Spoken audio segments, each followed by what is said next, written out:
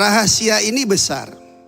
Tuhan menyelamatkan kita dengan kasih-Nya agar kita boleh memperoleh damai sejahtera. Damai sejahtera yang melampaui segala akal dan pikiran kita.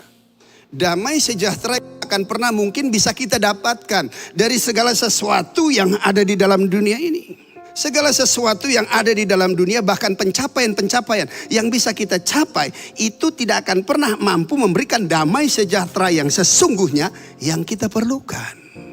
Nah, damai sejahtera berbicara tentang suatu hubungan antara Tuhan dengan kita. Nah, hubungan antara Tuhan dengan kita itu melekat erat. Sebagaimana hubungan di antara pernikahan saudara. Laki-laki dan perempuan dijadikan satu. Dan Anda bukan lagi dua, tetapi Anda satu. Di dalam kesatuan itu ada dua pribadi yang ada di dalamnya. Permisi. Damai sejahtera Kristus. Pernikahan adalah dua pribadi yang dijadikan satu. Oke, ini karena percontoh aja ya. Anggaplah ini biru, ini putih. Laki-laki dan perempuan, Kristus Yesus dengan jemaatnya. Rahasia ini besar. Lihat, dua pribadi dijadikan satu, bukan dilem seperti amplop dan perangko. Karena faktor kimia cuaca bisa lepas.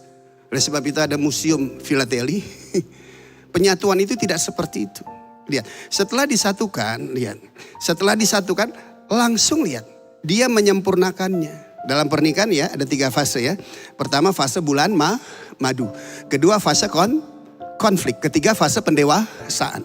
Nah, setelah fase bulan madu, lihat, masuk fase konflik. Fase konflik apa? Proses penyatuan. Tuh. Saya contohnya, orang Batak sama orang Manado dijadiin satu. Diremet-remet saudara. Saudara pikir, lihat, dua pribadi dijadikan satu, bukan ditempel seperti amplop dan perangko, tapi diremet-remet dengan konflik permasalahan bahasa, kebiasaan. Waktu pacaran, lautan api kan ku terjang.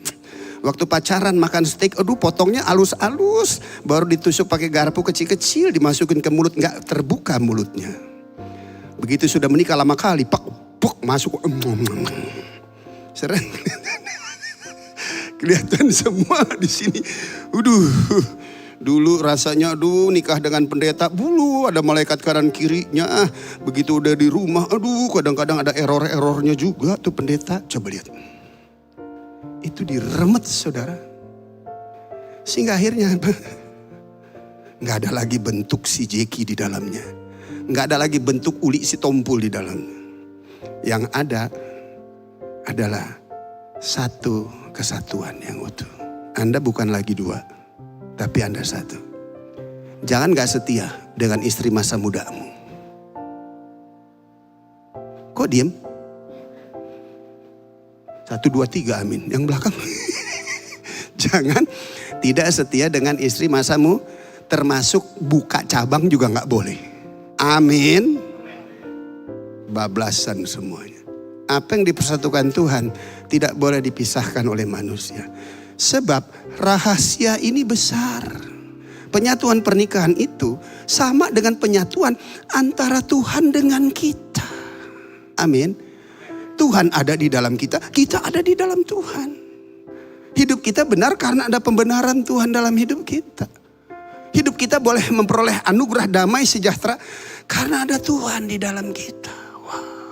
Dan biarlah damai sejahtera Kristus itulah yang memerintah di dalam setiap kehidupan kita. Artinya di dalam kita berkomunikasi di tengah keluarga dan rumah tangga, yang paling utama adalah damai sejahtera. Nah, damai sejahtera itu dari sikap tingkah laku, perkataan, perbuatan kita. Damai sejahtera itu berbicara tentang tanggung jawab kita.